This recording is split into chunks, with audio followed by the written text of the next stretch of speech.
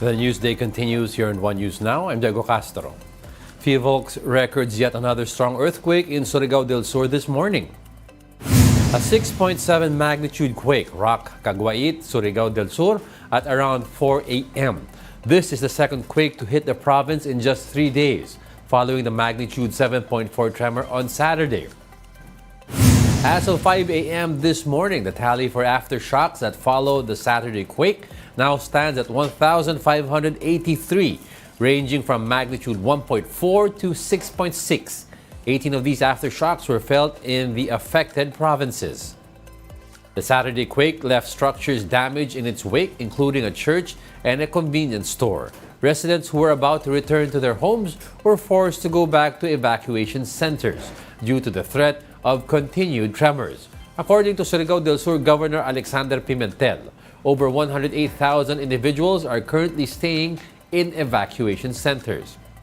Because of the quake, classes and work in government offices have been suspended today in several areas. These include Butuan City in Agusan del Norte and the entire provinces of Surigao del Norte, Davao del Norte, Davao City, and Sultan Kudarat. Classes in all levels are also suspended in Surigao del Sur, Davao de Oro. There will also be no classes in Quiblawan and Padada in Davao del Sur, as well as Davao Occidental and Kidapawan City in Cotabato City. Classes have also been suspended in some areas of Davao Oriental, which are now flashed on your screens.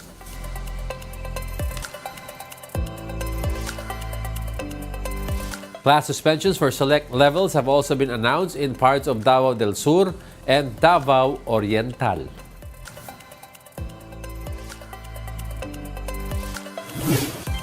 President Bongbong Marcos vows to bring perpetrators of the recent bombing in Marawi to justice. In a statement, Marcos described the act as, quote, senseless and most heinous, and went on to blame foreign terrorists. He assured the victims that the government will provide the needed assistance. Marcos has also ordered the PNP and AFP to ensure protection and safety of civilians. He assures Filipinos that the government will bring to justice the perpetrators of what he described as a ruthless act. Islamic State militants have claimed responsibility for the bombing in Marawi City that killed 4 people on Sunday. Reuters reports that the Islamic State group said on Telegram that its members had detonated the bomb. Aside from the fatalities, some 50 individuals were also wounded following the explosion. It happened on Sunday at the Mindanao State University's Dimaporo Gymnasium while a Catholic Mass was being held. Shortly after, the armed forces said the blast could be a retaliatory attack from a terrorist group. The AFP cited operations against these groups in Mindanao that happened days prior to the bombing. Maaring retaliatory attack yung nangyari kaninang umaga. No? So that is one angle that we are looking into. We are continuously gathering intel operations so that we will be able to run after the perpetrators of this terroristic attack. Meanwhile, the Philippine National Police says investigations are underway to gather information. For now, all PNP regional offices in Mindanao have been placed under red alert status.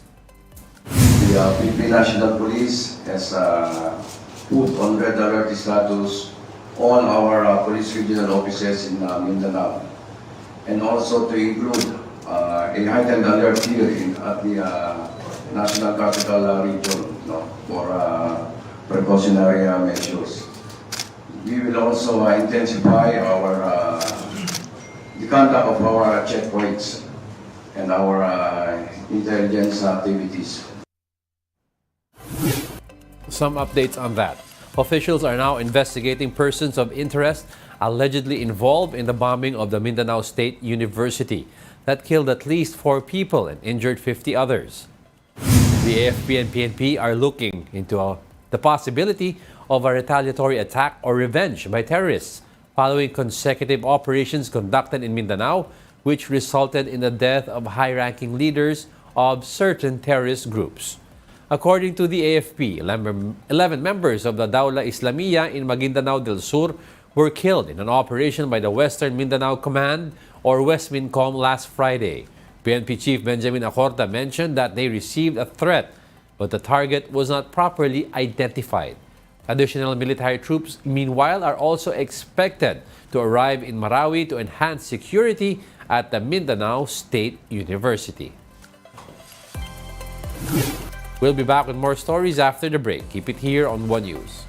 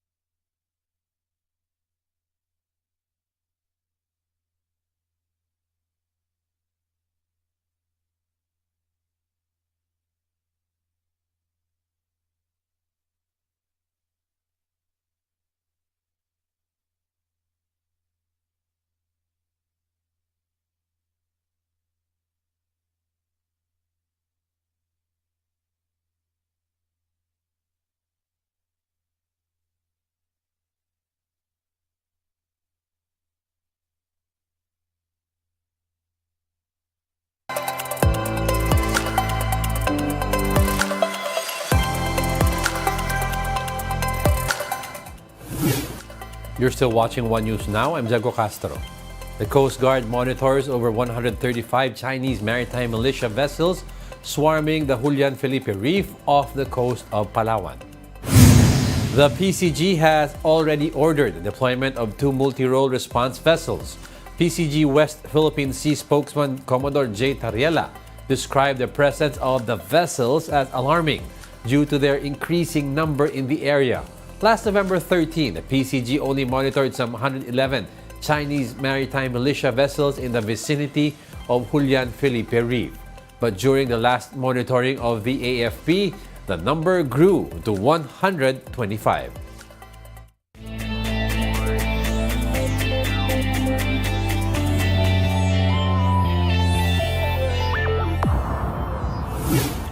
Over in the UAAP, the De La Salle Green Archers flipped the page and gave the UP Fighting Maroons a dose of its own medicine after a resounding 82-60 victory to force a winner-take-all Game 3.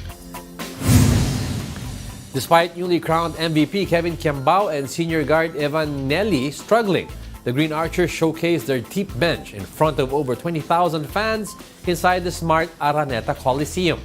Francis Escandor and Joshua David led La Salle with 14 and 12 points respectively, as the Green Archers bounced back from the 30-point loss in Game 1 with a resounding 22-point victory against the Fighting Maroons. For the final time this year, La Salle and UP will clash in the winner-take-all rubber match on Wednesday, 6 p.m., still at the Big Dome. Let's now take a quick look at other stories we're watching. The government targets to raise the minimum fare of the MRT-3 by the first quarter of next year. Transportation Undersecretary Timothy John Batan says there are no final rates yet for this fare hike, but he says it would match the around 2 peso adjustment implemented in both LRT lines this August. Batan says the fare increase would help with the maintenance and to decrease subsidy in other government projects. Still on transportation, Unioil projects a mixed adjustment in the prices of fuel this week. Diesel could go down by up to 40 centavos a liter, while gasoline prices may go up by as much as 20 centavos. And in weather, Pag-asa is not seeing any tropical cyclone to form in the coming days, but Amihan and easterlies may continue to bring rains particularly over Luzon. And those are the top stories of the hour. Join us again at 11:15 a.m. as we continue to monitor the day's biggest stories. I'm Diego Castro.